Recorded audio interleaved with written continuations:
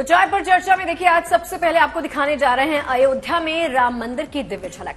खास बात देखने वाली यह है कि रामलला का मंदिर जितना बाहर से भव्य है उतना ही अंदर से दिव्य है। तो जाहिर सी बात है कि करोड़ों भक्त इस वक्त जानना चाहते हैं कि अयोध्या में रामलला का दरबार आखिर होगा कैसे। बिल्कुल, राम मंदिर को नागर शैली में बनाया गया है। साथ ही दक्षिण भारत की द्रविड़ शैली की झलक भी राम मंदिर में नजर आने वाली है। मंदिर परिसर के भीतर 6 और भी मंदिर होंगे। सिंह द्वार से राम मंदिर में प्रवेश करने से पहले पूर्वी दिशा में एक मुख्य द्वार होगा जहां से श्रद्धालु परिसर में आएंगे। तो चलिए सबसे पहले हम नए राम मंदिर की सबसे ताजा और भव्य तस्वीरों की एक झलक आपको दिखाते हैं।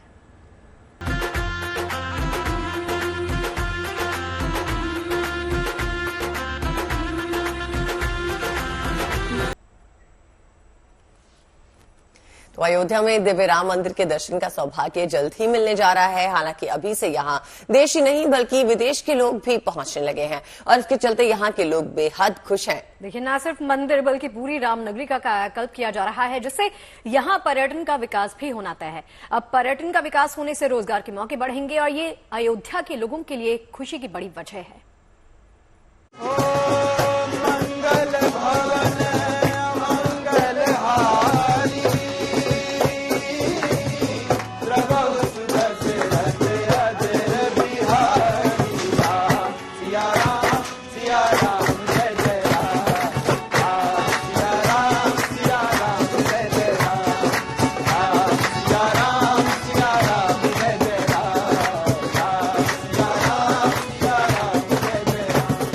अयोध्या के राम जन्मभूमि परिसर को अद्भुत रूप दिया जा रहा है।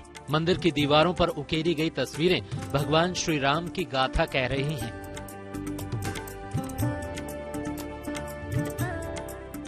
हर तस्वीर दिव्य, अद्भुत और अलौकिक।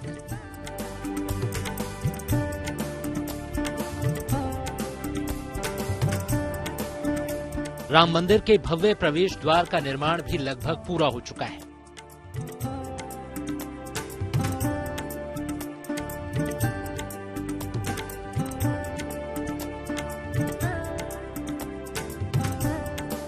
राम पथ से होता हुआ ये जन्मभूमि पथ यहाँ से शुरू होता है और आप देखेंगे जन्मभूमि पथ के बाहर तो किस खूबसूरती से यहाँ पर गुंबदों को खड़ा किया गया है और इसका एक छोर उधर भी है जहाँ पर एक और गुंबद लगाया गया है और ये मेन एंट्रेंस है। ओम मंगल भवन अमंगल पूरे परिसर को इस तरह से तैयार किया जा रहा है कि श्रद्धालुओं को किसी भी तरह की परेशानी का सामना न करना पड़े।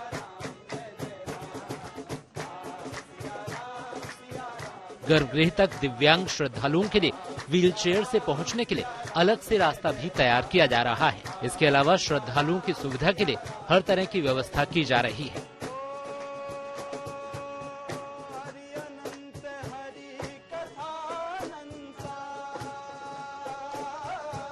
ये गेट भी इसीलिए बनाए जा रहे हैं ताकि एक कोई भी तीर्थयात्री अगर अयोध्या में आता है और जब वो यहाँ आएगा तो एक सामाजिक तौर पर समझ जाएगा ये अपने हिसाब से कि है भगवान राम के मंदिर में जाने का रास्ता यही है। जब आप कहीं बैठते हैं और अगर छाया है आपको कितना भी तो आपको रिलैक्स मेंटली तो लगता ही है।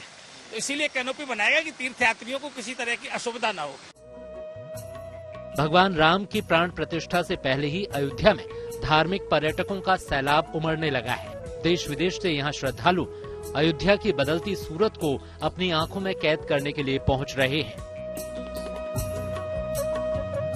प्राण प्रतिष्ठा महोत्सव के बाद तो रामनगरी में श्रद्धालुओं के साथ ही पर्यटकों का तांता लगना तय है। उसको ध्यान में रखकर हर तरह की तैयारी की जा रही है। राम मंदिर के साथ साथ अयोध्या का जिस तरह से विकास हो रहा है वो यहाँ के लोगों की उम्मीदों में 4 चांद लगा रहा है।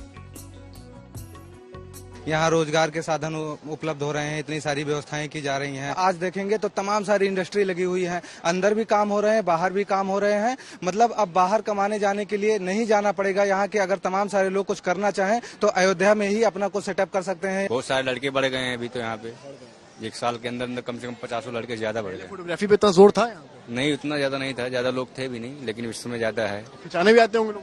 बहुत लोग खिंचाते हैं, मोबाइल में ट्रांसफर के लिए बहुत लोग आते हैं, वापस कम निकालते हैं। देखिए यहाँ पर सेल्फीज भी क्लिक करी जा रही हैं, उस तरफ भी दिखा देता हूँ मैं आपको। तमाम सेल्फीज क्लिक हो रही हैं। साफ है कि राम मंदिर की भव्यता के साथ साथ अयोध्या को जिस रूप में निखारा जा रहा है वो न सिर्फ धार्मिक रूप से बल्कि पर्यटन के विकास और रोजगार के लिहाज से भी बेहद अहम साबित होगा। अयोध्या में समर्थ श्रीवास्तव के साथ bureau report, good news today.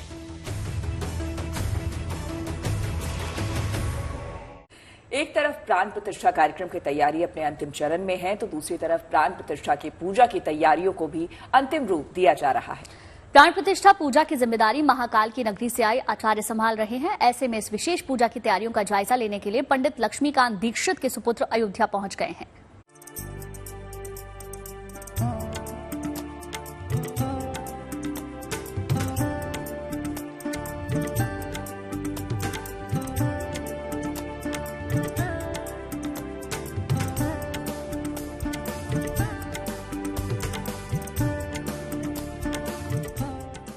जनवरी 2024 को जब सूर्य नारायण उत्तरायण होंगे और तब अयोध्या के श्री राम मंदिर में रामलला की प्राण प्रतिष्ठा होगी।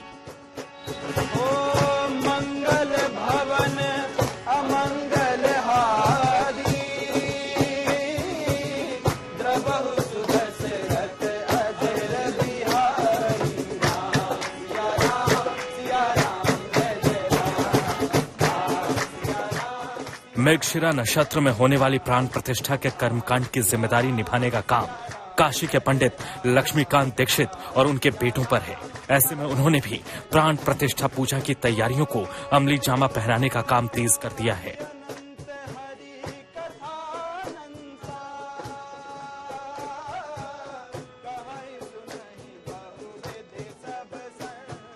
पूरे भारतवर्ष से कुछ न कुछ सामग्रियां उस यज्ञ के लिए आ रही हैं। कहीं से समिधाएं आ रही हैं, कहीं से कलश आ रहे हैं, कहीं से कुछ घी आया है।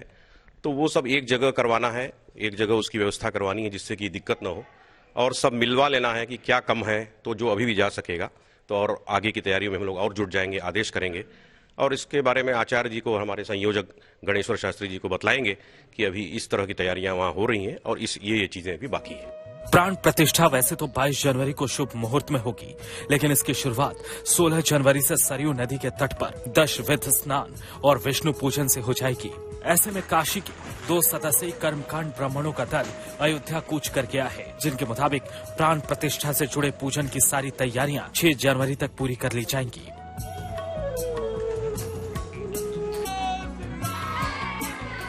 प्राण प्रतिष्ठा का उत्सव जितना भव्य होगा उतनी ही दिव्य प्राण प्रतिष्ठा की पूजा होगी। ऐसे में मंडप से लेकर यज्ञ कुंड तक तैयार करने के लिए खास इंतजाम किए जा रहे हैं। साथ ही पूजा के दौरान प्रयोग की जाने वाली सामग्री भी अब अयोध्या पहुंचने लगी है। वाराणसी से रोशन जायसवाल के साथ bureau report, good news today. अब देखिए, रामलला की प्राण प्रतिष्ठा को लेकर देश भर में उत्साह जैसा माहौल है। हैदराबाद के श्रीनिवास ने 1 किलो सोना और चांदी से भगवान राम की चरण पादुका तैयार की है। और इस चरण पादुका को अब तक करीब 78 लाख घरों में ले जाया जा चुका है और अब इसे हैदराबाद से अयोध्या लाने की तैयारी है।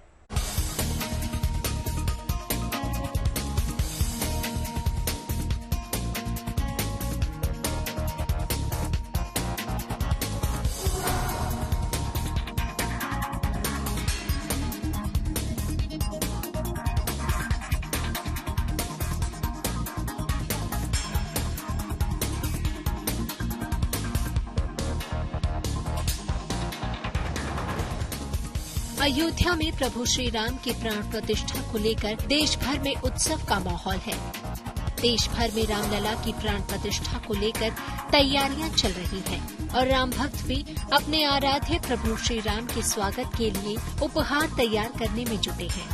हैदराबाद के श्रीनिवास शास्त्री ने प्रभु श्री राम की चरण पादुका तैयार की है। इसका वजन करीब 1 किलो है।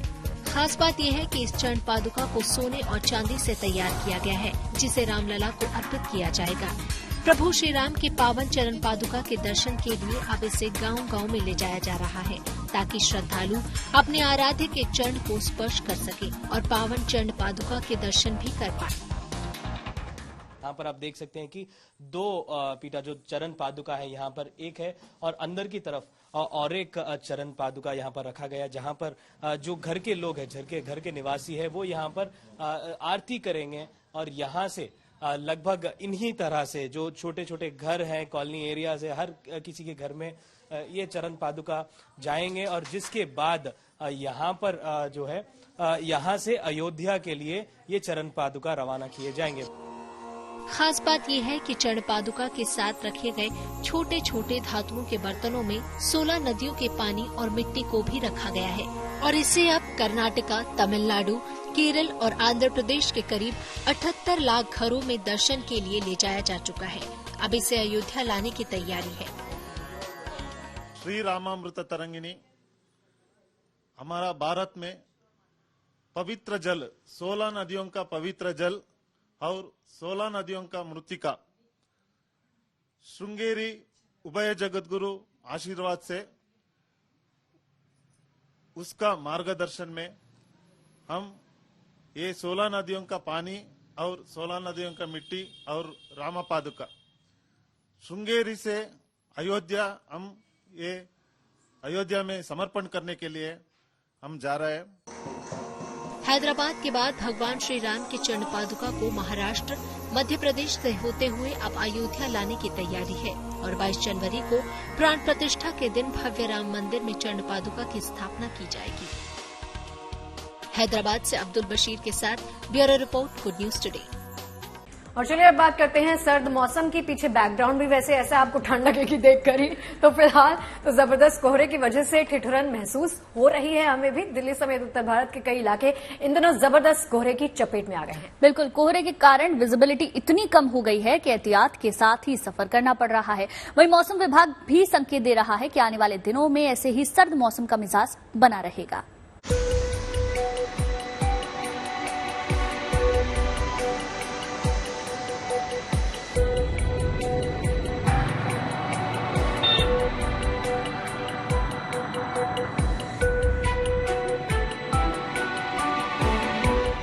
दिल्ली में आज सुबह सुबह जब लोगों की आंख खुली तो घने कोहरे की चादर ने राजधानी को अपने आगोश में लिया हुआ था। इतना घना कोहरा इस सर्दी के सीजन में शायद पहली बार खासकर दिल्ली एनसीआर में पड़ा। कोहरे और ठंडी हवा का कॉकटेल यहाँ ठिठुरन को बढ़ाने का काम कर रहा है। इस घने कोहरे ने विजिबिलिटी यहाँ काफी कम कर दी है, जिससे किसी भी जगह को आप फिलहाल पहचान नहीं पाएंगे। इस वक्त मैं अक्षरधाम के करीब हूं और ठीक उसी जगह पर जहां से अक्षरधाम आपको दिखाई देगा, लेकिन मैं आपसे कहूंगा कि आप तस्वीरों में अक्षरधाम को खोजने की कोशिश करिए तो घना कोहरा वो सबसे बड़ी रुकावट है जिसके जरिए आप बिल्कुल भी देख नहीं पाएंगे कि आखिरकार ये अक्षरधाम कहां पर है। और कमोबेश यही स्थिति पूरी दिल्ली के अलग अलग इलाकों में है। सड़क पर गाड़ियों की स्पीड धीमी हो गई तो ट्रेनें भी अपने तय समय से देरी के साथ चल रही हैं। वहीं हवाई यातायात भी कोहरे की मार झेल रहा है। आज 110 के करीब जो फ्लाइट्स हैं उनको डिले कर दिया गया है, कई फ्लाइट्स को कैंसिल कर दिया गया है और इनमें से जो 110 फ्लाइट्स हैं ये इंटरनेशनल भी हैं और डोमेस्टिक भी हैं। और देखा जा रहा है कि 20 से ऊपर जो ट्रेन हैं उन पर भी इस कोहरे का बड़ा असर पड़ा है, चाहे राष्ट्रीय राजधानी दिल्ली हो, पंजाब हो, हरियाणा हो, हिमाचल हो, उत्तर प्रदेश हो और मध्य प्रदेश हो। वहां देखा जा रहा है कि जो विजिबिलिटी है वो 50 मीटर तक नोट की जा रही है। दिल्ली जैसा कोहरा उत्तर भारत के कई और राज्यों में भी पड़ रहा है। कोहरे की ये मोटी और घनी चादर यातायात पर ही ब्रेक नहीं बल्कि रोजमर्रा के कामों को भी धीमा कर दे रही है। इसलिए इस वक्त सावधानी ही सबसे बड़ा बचाव है। लोग बाग भी समझदारी और एहतियात के साथ अपने ही जैसे दूसरे लोगों को भी सेफ जर्नी की सलाह दे रहे हैं। ट्रैफिक में देख कर चले, रास्ता देख कर चले हैं जिससे किसी को तकलीफ न हो। खुद चोटिल होंगे, दूसरे भी चोटिल होंगे। गाड़ी का डिफर भी जलाओ, हेडलाइट जलाओ, बाकी सारी चीजें को थोड़ा हिसाब से चलाओ और गाड़ी को पूरी तरह से कंट्रोल में चलाना चाहिए। मौसम विभाग के अनुसार आने वाले दिनों में उत्तर भारत में ठंड और कोहरे का असर बना रहेगा। एक्सपेक्ट करें कि रेड अलर्ट कंटिन्यू रहेगी पंजाब और हरियाणा में, यानी मगर थोड़ा डिस्ट्रीब्यूशन जो वेरी डेंस फॉग यानी कि 50 मीटर्स विजिबिलिटी जिसके कारण से रेड अलर्ट दे रहे हैं उसका डिस्ट्रीब्यूशन थोड़ा घट जाएगा। और उसके बाद से हमारा उम्मीद है कि मॉइस्चर क्योंकि कम होते जा रहा है नॉर्थ इंडियन प्लेन्स में, वो धीरे धीरे फॉग कंडीशंस कम होती जाएगी। तो जिस तरीके से मौसम विभाग का पूर्वानुमान संकेत दे रहा है उसको देखते हुए दिल्ली समेत पूरे उत्तर भारत में छाया कोहरा और ठिठुरन कुछ दिन यूं ही सताएंगे। अभी ये तस्वीरें 29 से 30 दिसंबर तक रहेगी, यानी दिल्ली अभी यूं ही कोहरे की चादर में ढका रहने वाला। आने वाले दिनों में भी इसी तरह के घने कोहरे की आशंका को देखते हुए विजिबिलिटी 1 मीटर से कम की आशंका जताई गई है, जिस वजह से यमुना एक्सप्रेसवे और ईस्टर्न पेरिफेरल एक्सप्रेसवे पर गाड़ियों की रफ्तार कम कर दी गई। दिल्ली से राम किंकर सिंह, अनमोल बाली और नीतू झा के साथ bureau report, good news today. और अब आपको ले चलते हैं कर्तव्य पथ पे, जहां कड़ाके की ठंड में जवानों का जोश आया है। एक तरफ शीतलहर है तो दूसरी तरफ ठंड को चीरती हुई जवानों की गर्मजोशी। कर्तव्य पथ पर 75वें गणतंत्र दिवस की तैयारी शुरू हो गई है। 26 जनवरी पर परेड के लिए सुरक्षा बलों ने रिहर्सल शुरू कर दिया है। इस दौरान Delhi police, Indian coast guard, paramilitary forces, Indian army, वायुसेना का दमखम देखने को मिला।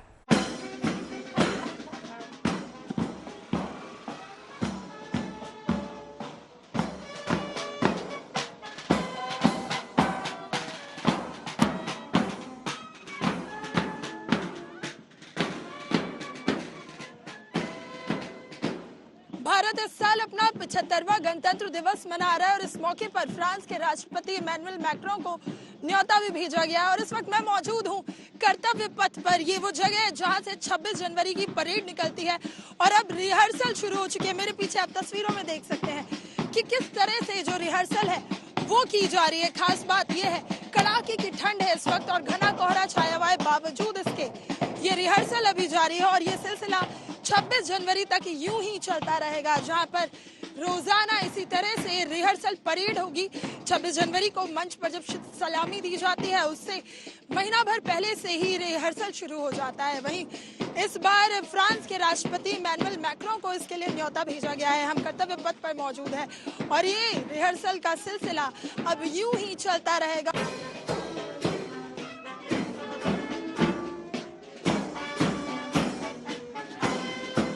कर्तव्य पथ पर महिलाओं की जो सैन्य शक्ति में भागीदारी है वो भी नजर आएगी। इसको लेकर रक्षा मंत्रालय की तरफ से अधिसूचना जारी की गई थी।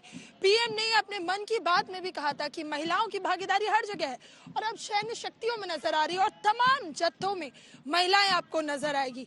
मार्चिंग परेड निकल रही हो वहां पर भी महिलाओं की भागीदारी को सुनिश्चित किया गया है और तमाम जो जत्थे हैं उन्हें लीड भी महिलाएं करती नजर आ रही है। और ये तस्वीरें 2024 के गणतंत्र दिवस पर जब परेड निकलेगी वहां नजर आने वाली है, जिसको लेकर अब रिहर्सल हो रही है। चाहे बात दिल्ली पुलिस की हो, इंडियन नेवी की हो, आर्मी की हो या एयरफोर्स की हो, कोस्ट गार्ड की हो, हर जत्थे में महिलाएं उसे लीड करते हुए नजर आ रही है। मार्चिंग परेड हो, महिलाएं आपको हर जगह नजर आएगी। इसको लेकर रक्षा मंत्रालय भी तमाम प्रयास कर रहा है। जहां एक और देश भर में महिलाओं की भागीदारी नजर आ रही है, वहीं सैन्य शक्तियों में भी महिलाओं की भागीदारी को बढ़ाने की तमाम कोशिश की जा रही है। और यहाँ पर जब अभी कर्तव्य पथ पर यह रिहर्सल परेड हो रही है तो आपको नजर आ रहा होगा कि किस तरह से महिलाएं कमांड देते हुए नजर आ रही है और इस जत्थे को लीड करते हुए भी नजर आ रही है। और ये बदलते भारत की तस्वीर है जो 2024 के गणतंत्र दिवस के मौके पर नजर आने वाली है, जहां राष्ट्रपति इमैनुअल मैक्रोन जो फ्रांस के राष्ट्रपति हैं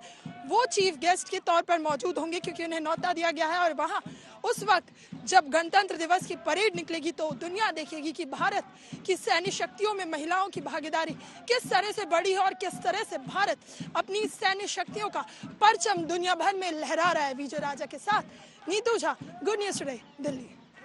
अब आपको मिलवाते हैं पाकिस्तान की सवीरा प्रकाश से, जो पाकिस्तान में चुनाव लड़ने जा रही हैं और ये इतिहास में पहली बार है जब पाकिस्तान में कोई हिंदू महिला चुनाव लड़ने जा रही है।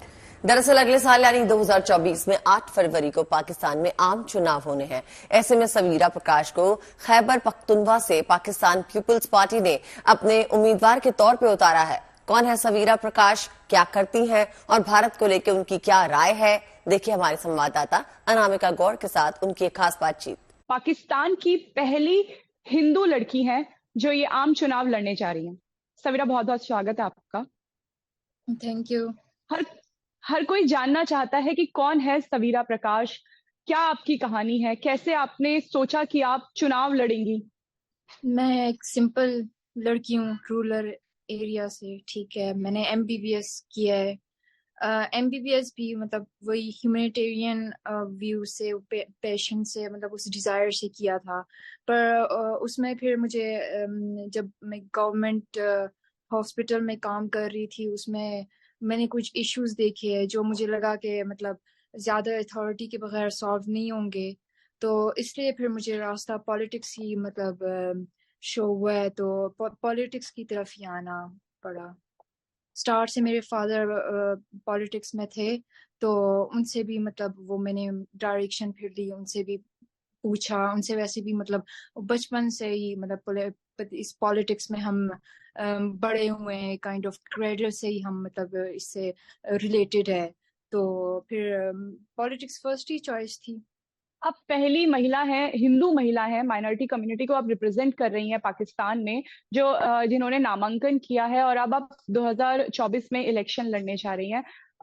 आप खैबर पख्तूनवा में रहती हैं, बहुत विवादित जगह भी वो है। वहाँ एक हिंदू परिवार का रहना कैसा है, कैसी वहाँ की जीविका होती है, अगर आप हमें थोड़ा सा और बता सकें।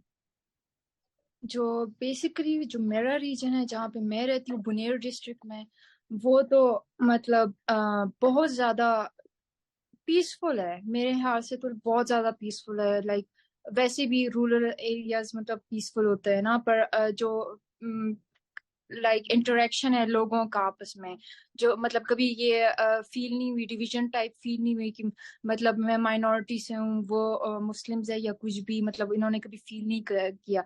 एक ही कल्चर है, पश्तून कल्चर, हम बस मतलब एक ही कल्चर के हैं। अच्छा, क्योंकि भारत से भी आपको बहुत प्यार मिल रहा है, भारत के बारे में आपको एक अच्छी चीज क्या लगती है, एजुकेशन वाइज या हेल्थ वाइज, जो चीज आप अपने जो एरिया है वहां अगर आप जीत के आती हैं तो वहां उस एरिया में उस तरीके से काम करना चाहेंगी? एजुकेशन, मेरा मेन फोकस ही एजुकेशन है, क्योंकि इंडिपेंडेंस हमें एक साथ ही मिली थी, ठीक है। मतलब हमारा ऑलमोस्ट कल्चर भी इंडिया और पाकिस्तान का सिमिलर ही है, डिफरेंसेस इतने नहीं है, पर थोड़ा पाकिस्तान लैग बिहाइंड कर रहा है एजुकेशन की वजह से। एजुकेशन ठीक हो जाए, जैसे मतलब इंडिया में एजुकेशन के साथ वो इकोनॉमी ठीक हो गई, मतलब मुझे एजुकेशन ही सब चीज की सोल्यूशन लग रही है। अच्छा, भारत के बारे में आप कितना जानती हैं? कौन सा जो हिल स्टेशन या कोई घूमने की जगह है जो आप भारत में अगर आना चाहें तो वहां घूमना चाहेंगी? क्या आप कभी भारत आई भी हैं? नहीं, आई तो नहीं हूँ। गोवा का बहुत ज्यादा सुना हुआ है, तो गोवा जाने का मेरा मूड है। वो अभी हमारे वो पाकिस्तान पीपल्स पार्टी के ये फॉरेन मिनिस्टर भी गए थे ना, बिलावल भुट्टो गोवा, तो उसके अलावा ताजमहल, ऑब्वियसली ताजमहल तो आप किन्हें अपना आइडियल मानते हैं या उन्हें पसंद करते हैं, किन नेताओं को? जो स्टार्ट में थे कायद आज़म और गांधी, ऑब्वियसली, क्योंकि गांधी को तो पूरी दुनिया भी मतलब वो आइडलाइज करती है ना, मतलब काफी ज्यादा फॉलोअर्स है। लूट सुनी होगी, देखिए गर्मियों में अक्सर पानी की लूट होती है, पैसों की भी लूट सुनी ही होगी, लेकिन अब जो आपको लूट हम दिखाने वाले हैं वो है मुर्गा लूट। और ये तस्वीर जो है दरअसल वायरल हो गई है। हुआ यूं कि एक सड़क हादसा लोगों के लिए दावत का सबब बन गया। घने कोहरे की वजह से आगरा नेशनल हाईवे पर 1 दर्जन वाहन आपस में भिड़ गए। वहीं इन वाहनों में मुर्गों से भरी एक गाड़ी थी। एक्सीडेंट के बाद देखिए लोगों ने मुर्गों की लूट मचा दी। ड्राइवर के मुताबिक वाहन पर करीब 1.5 लाख रुपए के मुर्गे थे, जिन्हें लोगों ने मुफ्त में लूट लिया। ये तस्वीर अब सोशल मीडिया पर काफी वायरल है। अदिति, आप कुछ कह रही थी? जी हाँ, मैं कह रही थी नया साल आने को है, हम बिल्कुल नए साल की दहलीज पे खड़े हैं, तैयारियां जोरों पे हैं। बिल्कुल, मौसम भी काफी ठंडा है, घूमने वाले भी अलग अलग डेस्टिनेशंस पर जा रहे हैं। क्यों? कुछ लोग छुट्टियों का इंतजार कर रहे हैं या लेके आ गए। यार वो छुट्टे नहीं होते, वो तो ऑफ होता है। चलिए आप चाय का मजा लीजिए क्योंकि ठंड बहुत ज्यादा है। देखिए प्लानिंग हमारी भी जारी है, छुट्टी मिले ना मिले अपनी बात है, लेकिन आप तैयारी रखिए और सेलिब्रेशन भाई हमारे साथ ही होना चाहिए। लेकिन फिलहाल कल आपसे मुलाकात होगी शाम 5 बजे चाय पर चर्चा में।